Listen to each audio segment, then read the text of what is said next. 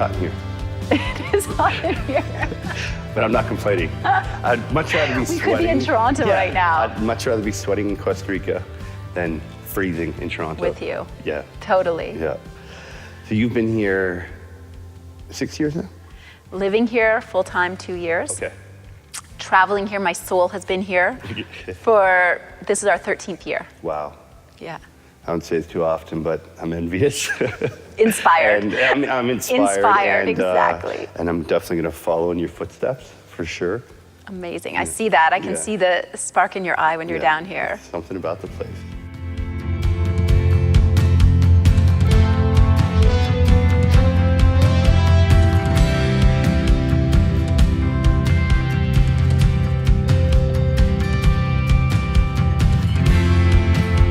So, walk me through your journey. How did you go from being the woman on Bay Street to here in Costa Rica?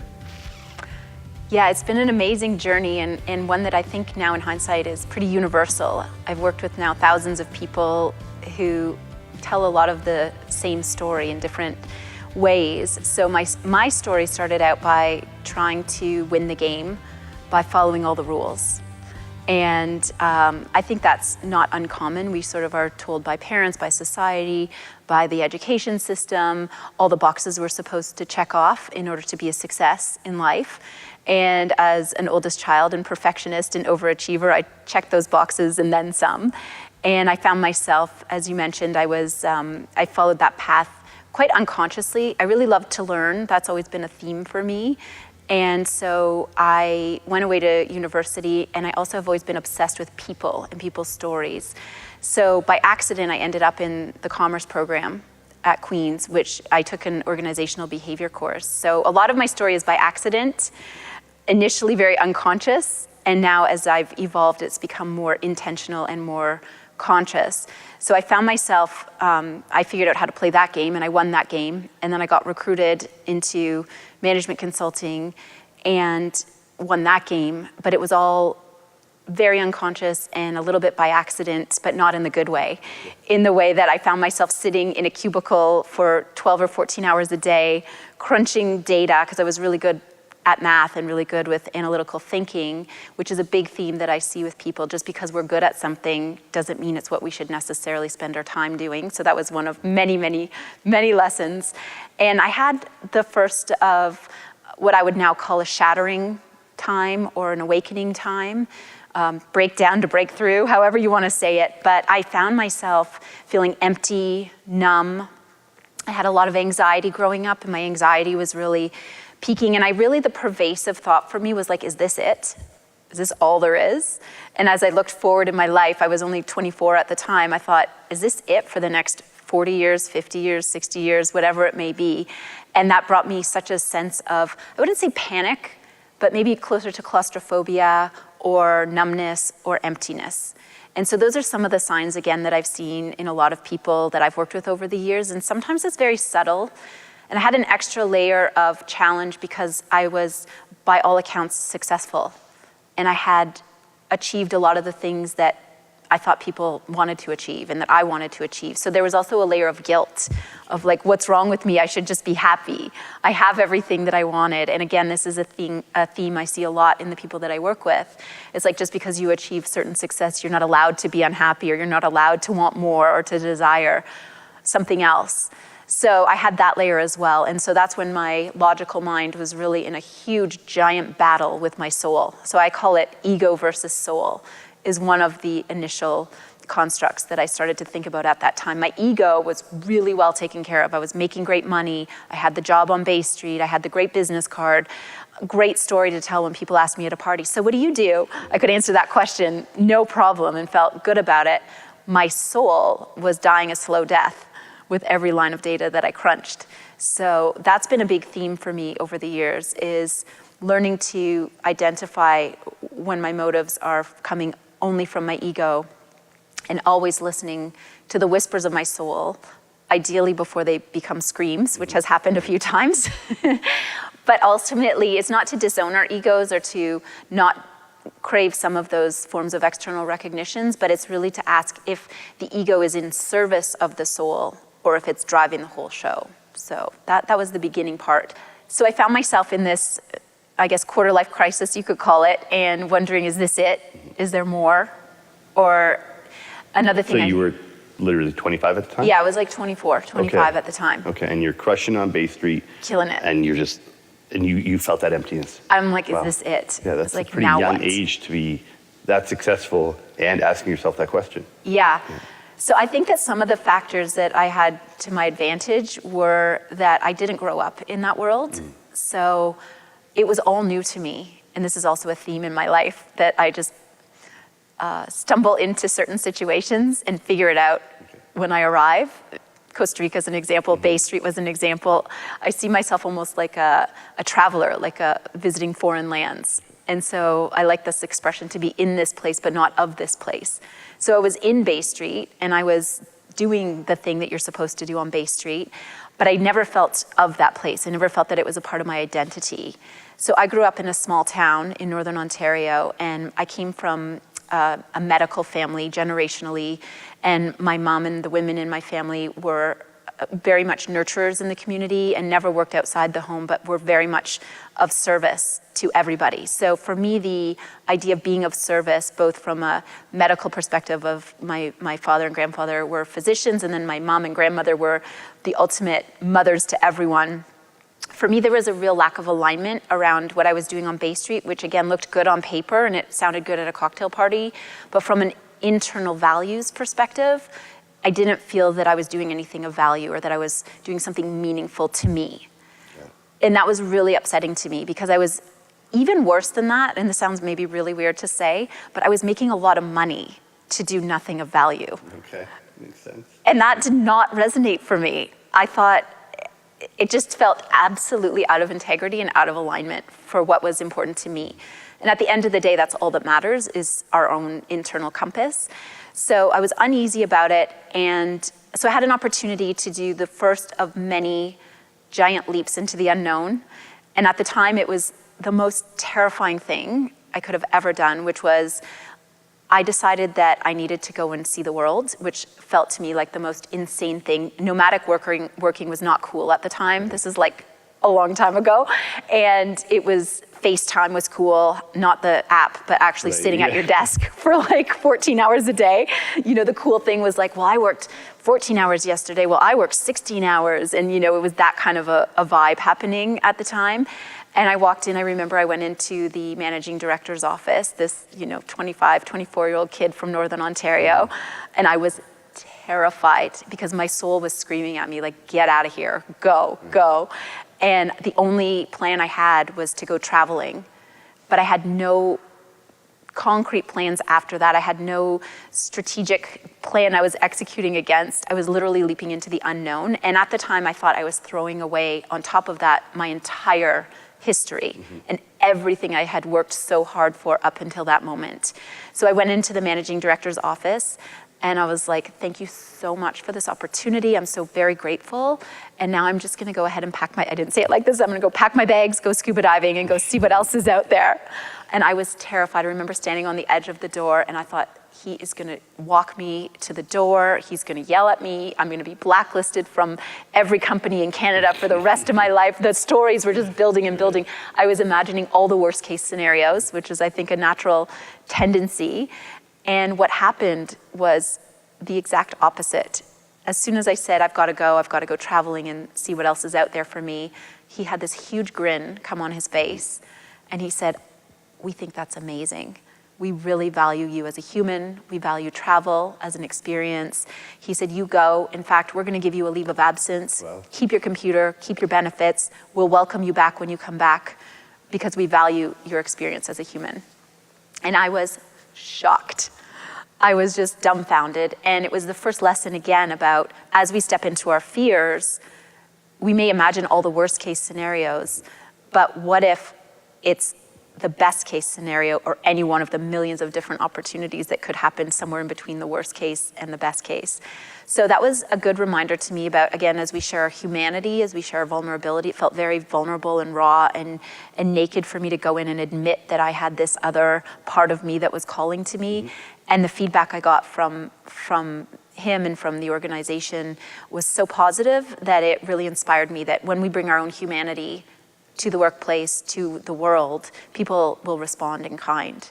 So that was a huge lesson. I went traveling around the world, and I know you really love to travel. That's a huge theme for me in my life. It's where I've learned the most, I've grown the most, I've experienced the most, and part of why I love to do what I do now. And I'm so thrilled to be working with you as well, as we get out of our comfort zones, out of our routines, out of our rote living of, well, I just do what I do because it's what I've been doing.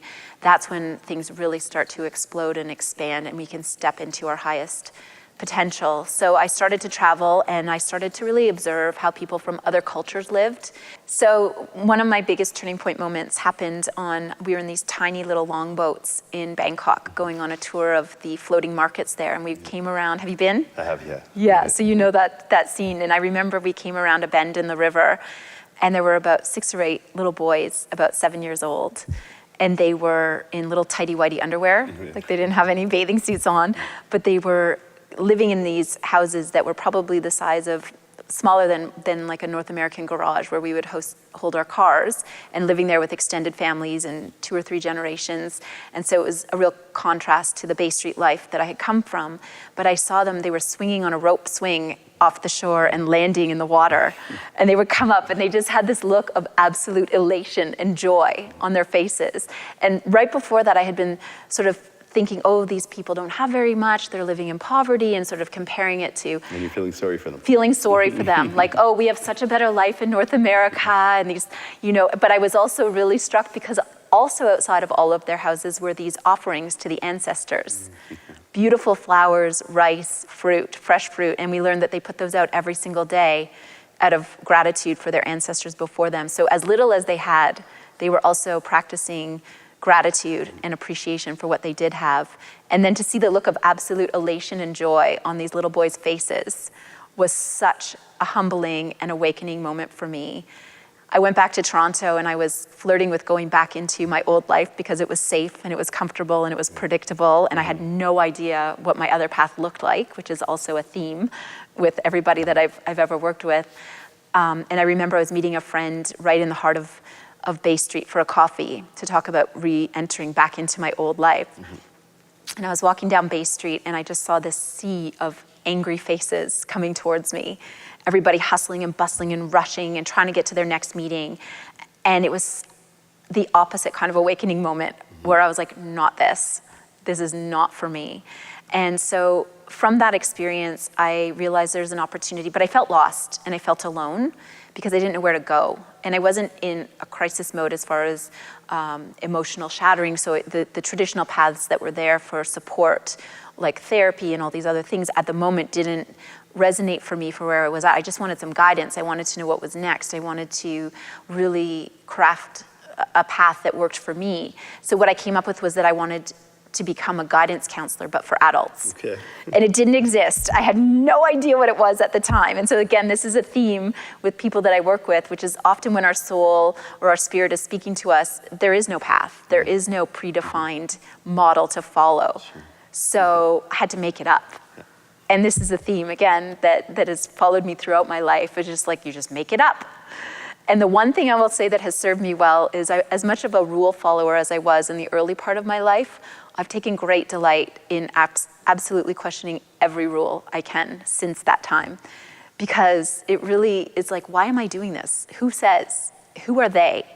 And so in this career situation, I started just telling people, and I recommend this to everybody, when you have a hunch or a whisper, just start telling people and getting it out there, because you never know who can help you or who knows what you're talking about. And I had that experience where a friend said, I think you're talking about this thing called coaching. And at the time, again, it was weird, it was fringe, yoga was also way out there with coaching. It was all very woo-woo and, happening in closed circles, people wearing a lot of flowy clothing. And I came from a quite academic and corporate background, but my soul was like, yes. And I felt really at home on the very first course that I ever took. It was very much aligned with who I was. It was about tapping into people's fears and hopes and dreams and humanity and allowing full expression in order to help people tap into their highest potential. And from the very first moment, I remember after the first day of the first course, just feeling like I was so alive, so excited, so inspired, more than I had ever been in any kind of academic setting or career setting. And so that's, again, one of the things that I love to share with people, is to pay attention to your feelings, pay attention to your body. That's why we do the integration of the body, mind, spirit. It's not just a fun tagline that, you know, we put on bumper stickers. But I believe that when we listen to our bodies, that feeling of excitement, of vitality, of energy flowing through our bodies and our emotions. I was feeling joy, I was feeling connection, I was feeling elation. That is the sign from your highest self, your soul, your spirit, whatever you want to call it, is like this way to the good stuff. Follow this feeling, follow this. So I did, and basically the rest of the story unfolded much like the beginning part, which is stepping into things that scare me every single day, doing one thing a day that I'm afraid to do, letting things reveal one step at a time. And I ended up going into coaching and getting invited back into the very companies that I thought I was going to be ostracized from for the rest of my life. So I ended up by accident, not by design, getting invited to work in Accenture and all the big banks and big law firms and A.T. Kearney. And I realized, initially I thought I was going to rescue everybody from that world. Right. But what I realized is that it was even more exciting to try to be the revolution from within. So I spent the last 15 years basically going in disguise in like black suits and my hair pulled back and a lot of business lingo that I can throw out when I need to, but basically planting seeds of love, compassion, kindness, self-awareness, all of these things in very, very traditionally corporate settings, and tapping into the humanity that's already there and being really well received and really acknowledging the desire, I think, of all people to thrive and all leaders to help their people that work with them and for them to also thrive. So that was the magic that I followed and have had the privilege of doing for the last 15 years. So then we get to the Costa Rica part. You've been here. Yep. I think this is my 7th trip now in 3 years. Yeah. And in all my years of travel, there's never been this frequent of a return, or, you know, I keep feeling compelled to come back. Every time I leave, I know, well, I'll be back soon. And sure enough, I'm back here in the jungle. Yes. So you know how that happens. Yeah, just something about this place just draws you back, for sure. It does. Yeah. It does. So that was my experience, yeah. So your first trip here was 15 years ago? Yeah, it was about 13 years Okay. ago. This is our 13th year. Okay. And we came down just on a surf vacation. Okay. And same thing happened. And this is, again, something I would love to share with people. When you know, you know. And I got here, and that's your intuition, alignment, resonance, many different ways of saying it. But we had this incredible week of surfing and yoga and connection and community and nature, up early with the monkeys, passing out at 10 o'clock at night because we had surfed and done all this physical activity. And we tried to go and travel throughout the rest of the country, and we actually got drawn right back to this town because I think it's got a magical little hub of energy. And I don't know if there's a lot of different geological things happening. It's the people, vortexes, the vortex, the blue zone. Blue zone. This is all in hindsight. I'm like, what is it about this place? And I couldn't figure it out. But since then, it's all of it. Right. It's the community, it's the nature, it's the focus on wellness, the focus on mindfulness. Yoga was one of the primary anchors of the community 20 years ago, so it's always had world-class yoga. The surfing is amazing for beginners and more advanced people. So we kept coming back year after year after year after all the travel we had done, kept being called to come back and really plant roots in this community. And it became a really powerful place for me of healing in my own journey, of releasing in the chaos that we had in Toronto of startups and kids and business and that crazy, beautiful pace that happens there. I always had it as an anchoring in my life to come back, and I ultimately started coming for a month at a time, and then 2 months spread out, one in the fall and one in the spring. And for me, it always felt like an opportunity to come back home to myself. And I see that with a lot of the people here on your retreat, and I see it on the experiences that I run as well, of getting away from the busyness, getting rid of the noise, which helps you. And as we get into, it's real here, it's real jungle life. It's weather, it's power goes out, water goes out, cars break down, rivers flood.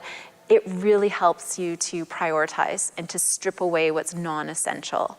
And as you strip away the ego, the facades, the hierarchical signals that are so prevalent in larger cities and maybe even more all over North America, you really get to tap into the humanity and connect with other people at the most beautiful, human, raw place.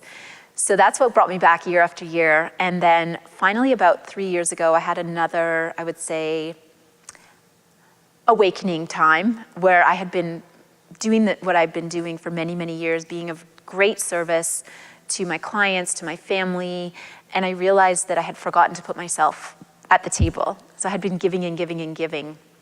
And it was an opportunity for me to redefine what success looked like, because again, I was sort of, this time super aligned on purpose. I knew exactly why I was doing what I was doing. The work I was doing with clients was massively fulfilling to me. I could see the impact it was having in their lives. I was raising 4 babies and supporting my husband in startup world. But what I realized was that I was actually getting towards burnout in my own being. And I think this is quite common, especially if you love what you do, if you love what you're creating out in the world, sometimes we can forget about our own self-care.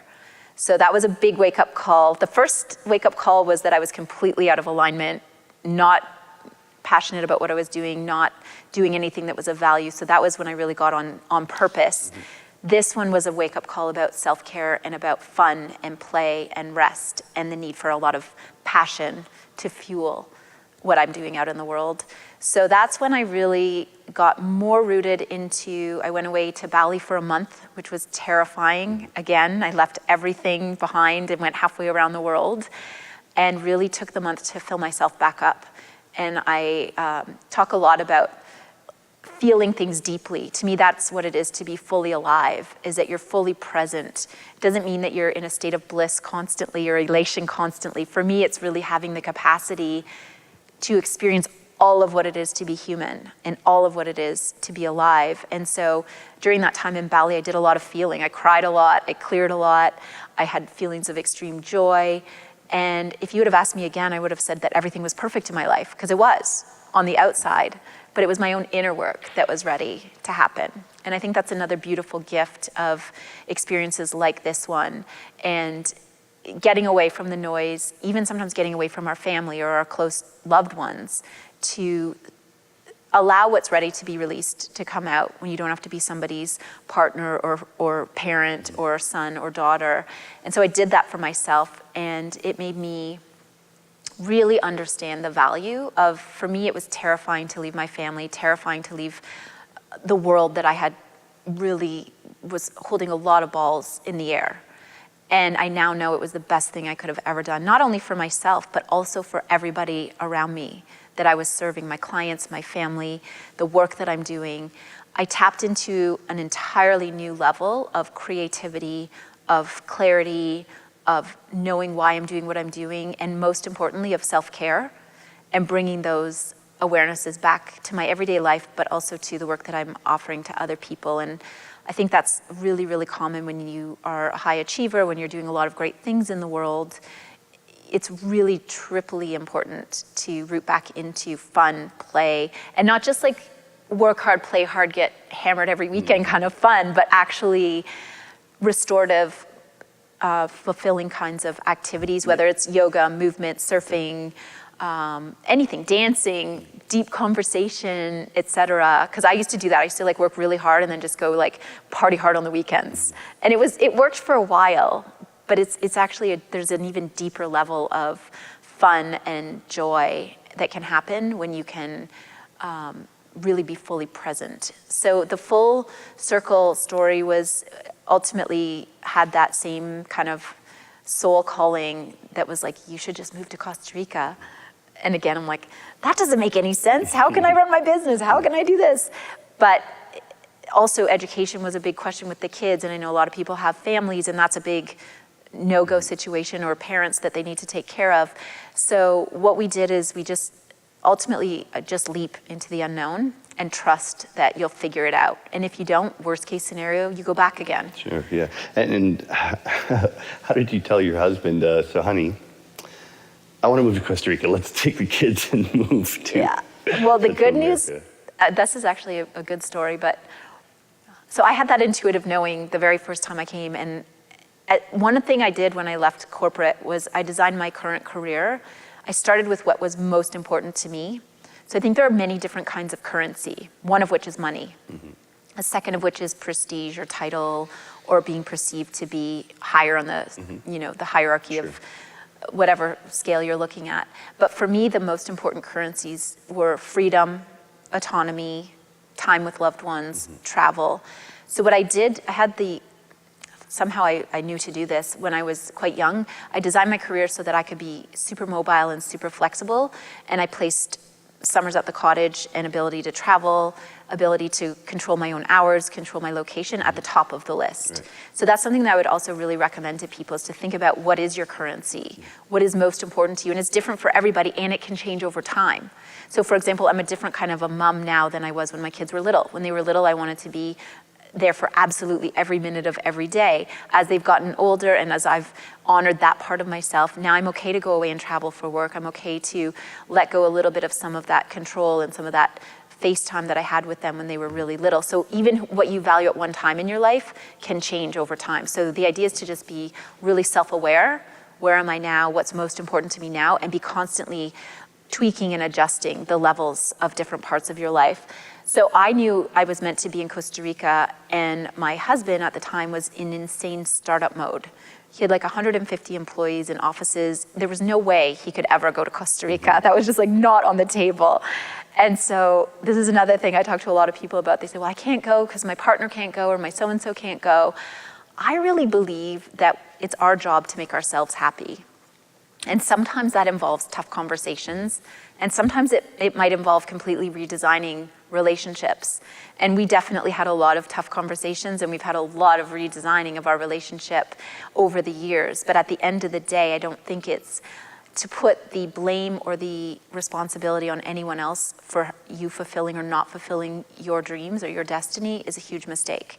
Because at the end of the day, I think you just end up resenting the other person.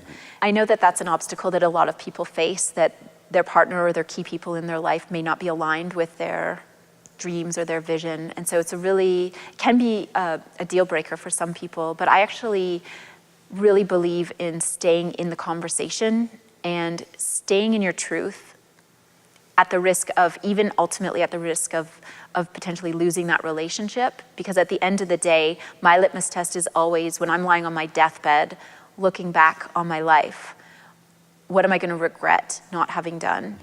And do I want to just try to please everybody else and making everybody else happy at the expense of leaving huge parts of my life completely unexplored, completely undeveloped? So the conversations can be tough, they can be awkward, and ultimately what I did was I just came. And I took the kids for a month at a time, and my mom, I got her enrolled and coming down. So we came down, the two jungle women, and it was, 11 years ago, 12 years ago. There was no internet, there was no doctor in town, there was no school. And I would have playpens and strollers and 4 kids and my mom, and we would show up and it would be like nighttime, and we'd show up to these houses, and I would be scared and I didn't know where I was. And the first night, I always remember thinking, what have I done? This is crazy.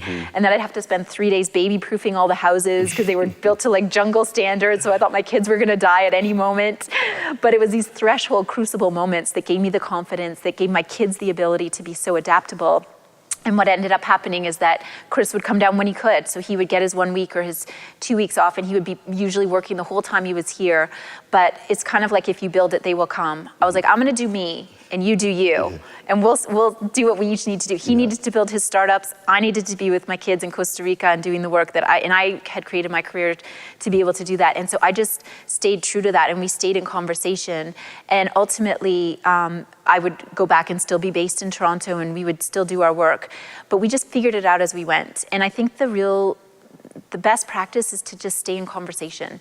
So as I speak my truth and you speak your truth, the conversation is just, how do we work through each of us maintaining what our truth is? And ultimately, he wanted to be here as much as I did. It's just that his dream, his vision of startups was not my dream. So he did his dream, I did my dream, but we stayed in in conversation, and we had the container of our family and the container of our rituals and our life and our times that we could be together. And fast forwarding many, many years later, he ultimately completed that chapter and sold his company, and that's when we were able to really make the permanent move. So I don't know, startup life is crazy, entrepreneurial life is crazy, so there were many years of highs and lows and stress, et cetera, and you don't know how things are going to unfold. But ultimately, one realization I had was that I couldn't hitch my roller coaster to his track. Right.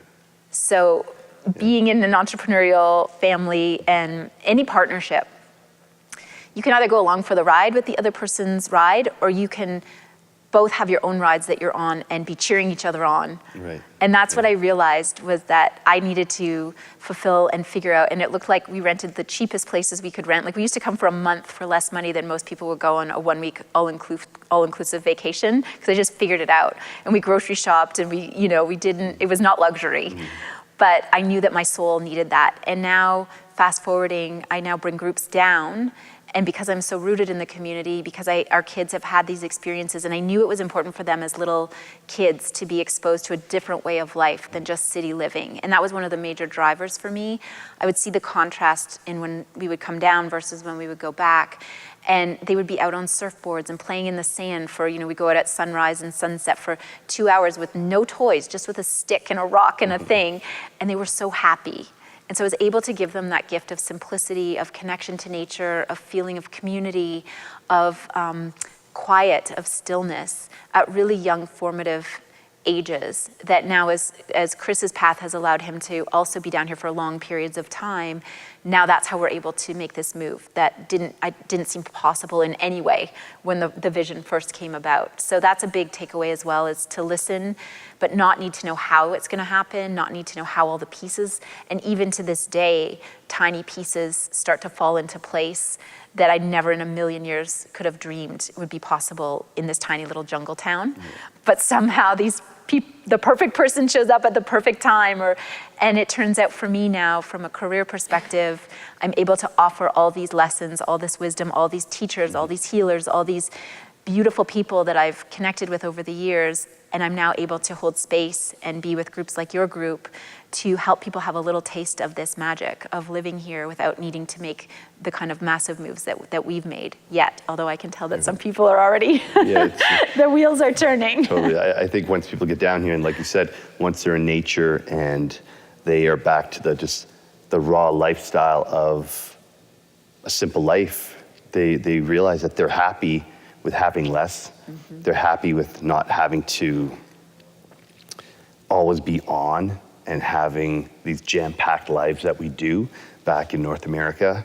And as you use this term, and I don't know if I picked up from our conversations, but I've been telling this as well, I want to take people out of the concrete jungle and put them in the real jungle and just show them that this is how we're supposed to be living, surrounded by nature, eating great fruit, and for some reason, just awesome, like-minded people are drawn here. So everybody we meet, it's this positive vibe, the pura vida energy, and it's definitely one of those places where you can't just come once. Yeah. So your career then as a unicorn trainer, coach, it's been, I guess, over 20 years now? No, I've been doing the coaching work for about 16 years. Okay, so almost 20 years. Mm-hmm. Okay, got it. 16 years, yeah. And what is it why do you do it? Like, what do you love most about it? Oh, that's the best question. I am deeply in love with people, with humans. And I realized actually early on in my coaching training that I have a unique ability that I've had since I think I was a little girl, but I see people's souls. Okay, wow.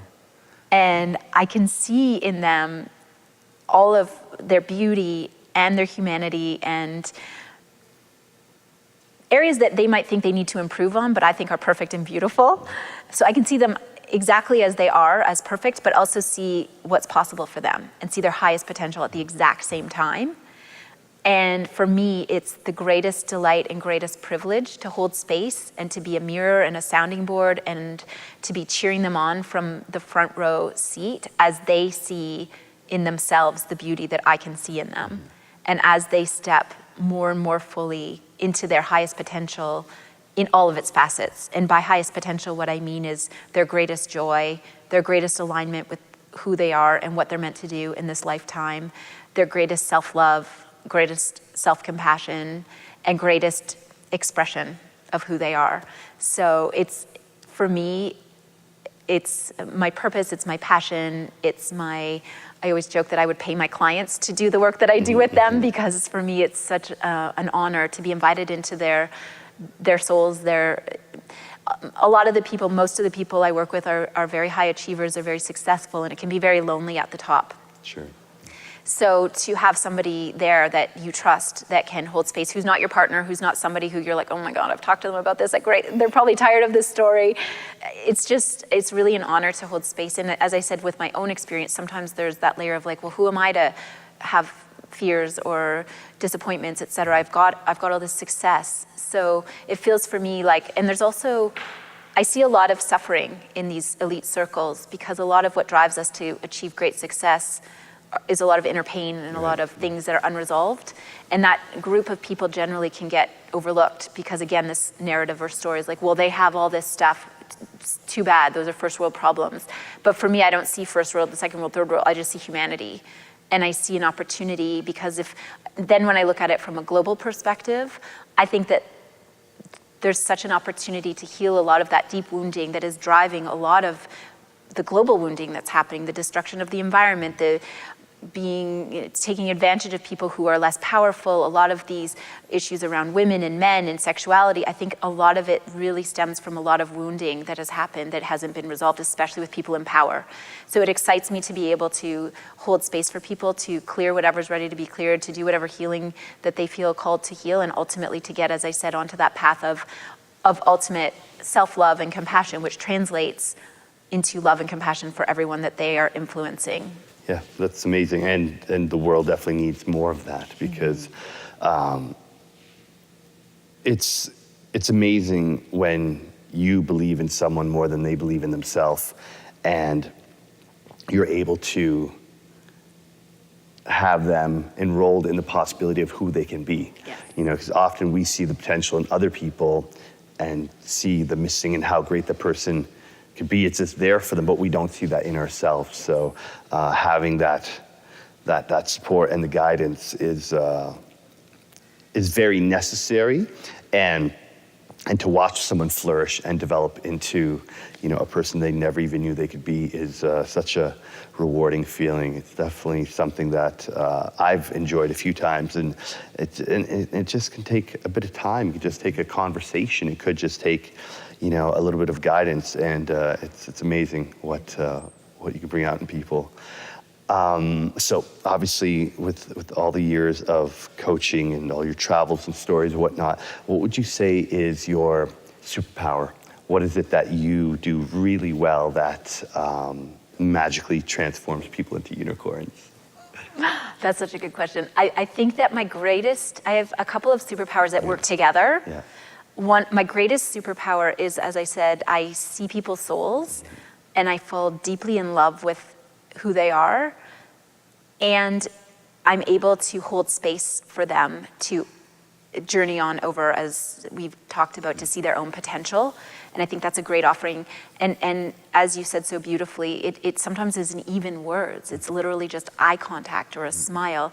I've had feedback that people have felt the love that I feel just from eye contact. And so I offer that to people out in the world, that it doesn't even need to look like taking somebody on as a mentee or coaching, or it can literally just be smiling at strangers on the street. Yeah. We can spread love in that simple a way. And I think I'm really good at that. I got a lot of love, and I'm really good at offering that. So that's one of my superpowers. And the second one, I know that I have been gifted with language and with an ability to articulate.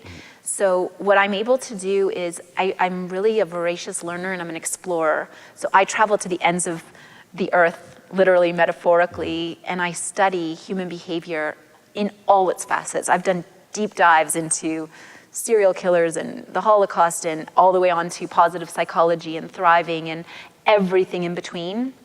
And then I'm able to handpick the best practices, the best ideas, the best modalities, and weave them together in a way that makes some things that could be perceived as being very abstract or complex, et cetera, very palatable, actionable, usable. And I do it in a way that I really like to have fun. Like, it doesn't need to be so serious.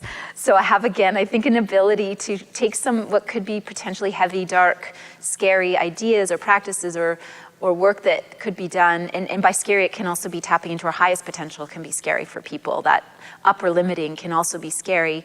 But doing it with fun and lightness and play and making it a journey that people feel safe on, and not just safe, but that they're having a great time. Nice.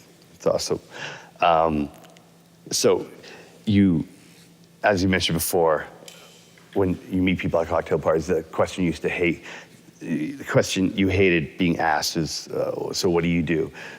So you like to ask, what's your story? Mm-hmm. How do you answer that question now? Because it's such an interesting one. I mean, how do you explain who you are, what you do to people? Story? Yeah, so it depends on the context and the conversation I'm in, but one practice I'm trying to do lately is to tell them the most true thing about myself in that moment. So if it's like, what's your story?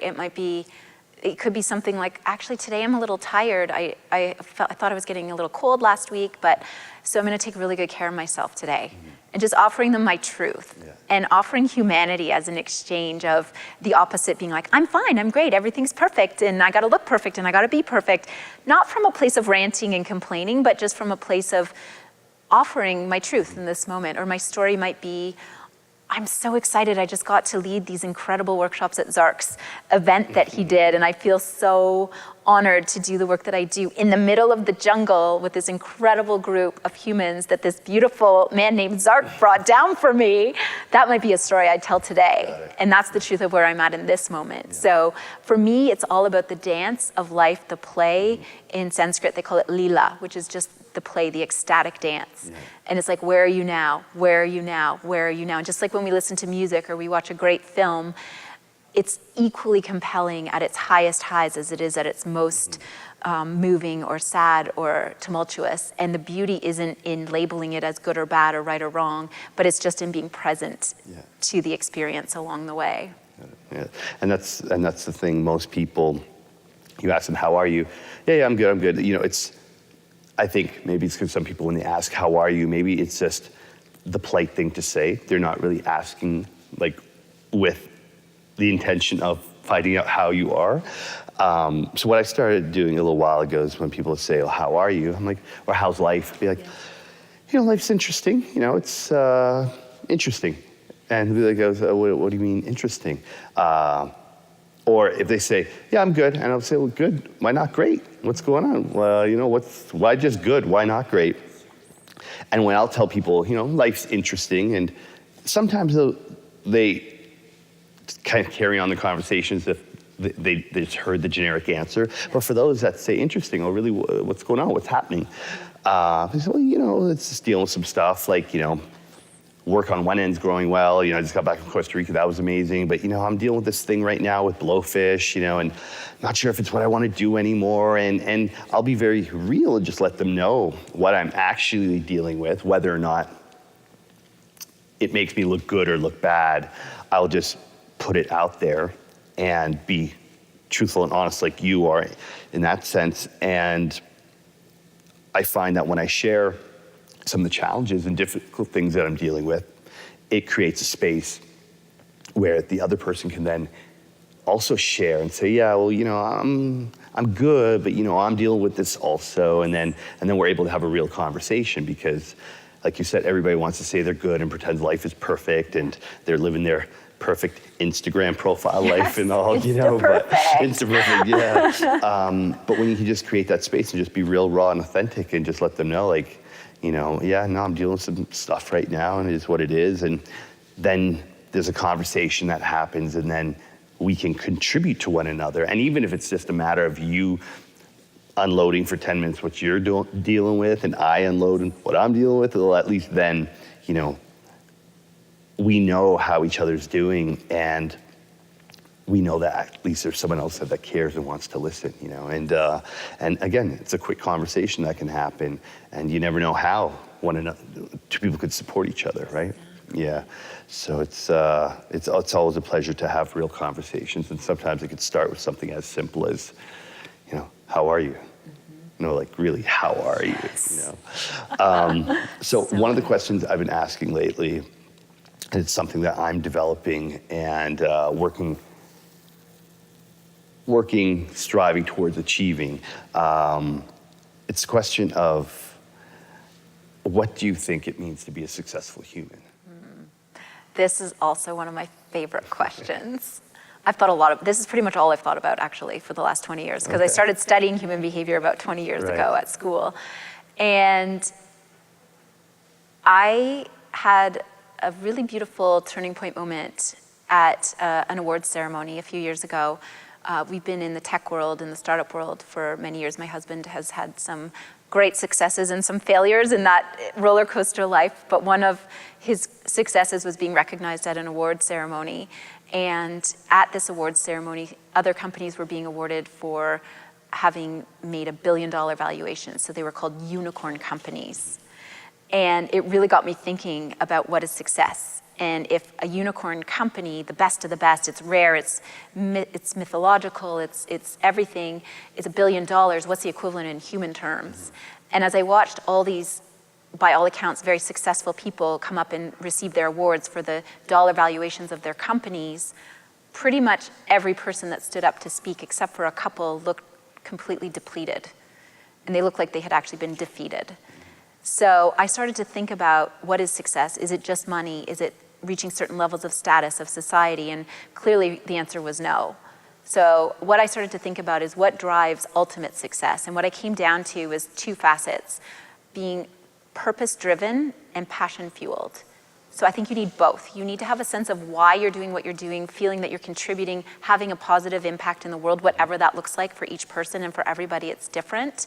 But at the same time, I think you need to also balance that doing and creating and giving with receiving, with listening, with playing, with dancing, with experiencing, travel, all of the things that give us the joy that ultimately, at the end of the day, the deep connections, the deep relationships that ultimately have us feel that we have lived a fulfilling and satisfying life. So it's both an internal and an external measurement in some ways. We fill ourselves up internally with joy, with connection, with experiences, so that we can then give back out to the world and have an impact in the world, which sometimes looks like great monetary success and awards and TV shows and all the other stuff, and sometimes it doesn't at all. Sometimes it looks like the quiet, my mom never made a cent in her life, but I can tell you she's impacted so many people's lives. So it's not about the money, it's not about the prestige, in my opinion. It's about the quality of the life that we curate and the impact that we're having. And it could be, again, as simple as smiling at people walking down the street. That's having an impact. It can be as huge as having a global transformation. But it's purpose-driven, passion-fueled, and it spirals. Fills yourself up so you can give more, fill yourself up so you can give more, and I think that's the ultimate path. Yeah, I would definitely agree. It's about really being in touch with your purpose, what it is that you want to contribute, what impact it is you want to make, and when you are focusing on purpose, you're just compelled to be great at it, and that's where I find the passion comes from. Just with myself dealing with my own transition of leaving a lucrative career to follow something that I just know will be purposeful and beneficial to others.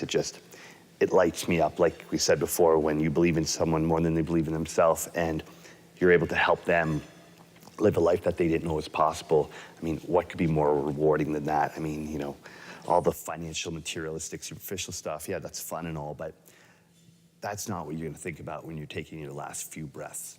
I'm a big believer that on your way out, you get to relive all the moments of your life, and whether that be positive or negative or wonderful or tragic, all the lives that you touch, all the rock in the pond and the ripples of your impact that reach out there and benefit so many people, more people than you'll ever even know that you've helped play a part in their life and transformation. you really get to relive and enjoy all those moments again, you know? And it's one of those things that I think it's important for people to take trips like this and come to a place like Costa Rica where they can just disconnect, because that's when they realize what they're truly passionate about, when the cell phone's off, when they're out of traffic, when they're not going to 5 meetings a day. You know, then they get to really reconnect with themselves and what matters. And that's when they could find their purpose. And yeah, it's obviously amazing and very necessary that you do it. And you inspire me. You know, what you're doing down here, from moving down to Costa Rica, creating a company that's remote and mobile and balancing life as a mom of 4. I mean, it truly is incredible and admirable. And thank you. I mean, what we've, you know, worked on with the group this past few days has been awesome. I could see each one of them, you know, lighting up at different moments of time. And I know that, you know, the workshops that they've done over the past few days, they're going back to Toronto with different people. Mm-hmm.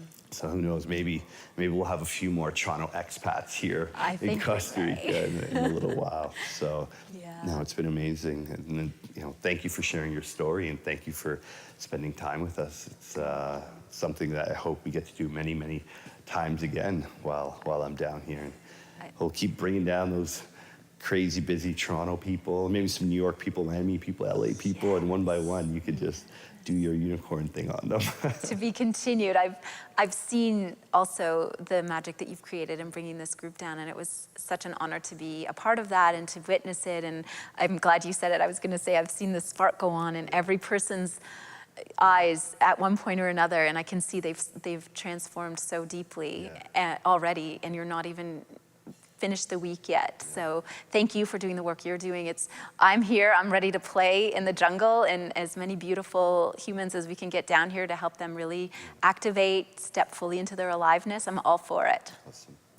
We'll be like unicorns in partnership, or yes, dancing unicorns. Dancing unicorns. We dance and we create, and we'll have to work on some sort of choreographed unicorn dance routine. I'm in. Yeah. I'm all in. I'll bring the glitter. Yeah, you bring the glitter. Yeah. Did you know I used to be a dancer? No. Well, we'll save that for another episode. That's the next one. You did not share that with me yet. Yeah. Now I know. Yep. I'll show you a little video later. Oh, I love it. So good. Well, thank you so much. I think it's time for some lunch. Get the air conditioning going and the fan on. Thank you. I know you're hungry.